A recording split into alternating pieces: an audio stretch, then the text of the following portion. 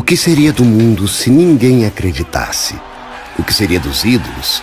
O que seria dos gênios e dos ingênuos? O que seria dos noticiários, dos pescadores, dos líderes e dos réus? Se ninguém acreditasse, o que seria das fadas, da visão de raio laser, dos finais de filme e o abracadabra? O que seria do 1º de abril, do 25 de dezembro e dos 9 meses? O que seria da ciência?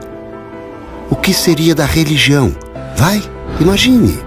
O que seria das apostas, das estrelas cadentes e do até que a morte os separe?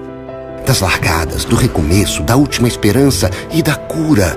O que seria dos que chegaram ao fundo do poço, do reserva, do dia de amanhã, das contagens regressivas, do primeiro passo e do segundo?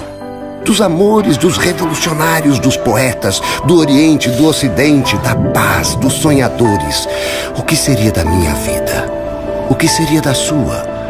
Se você não acreditasse, o que você seria? Acredite em você.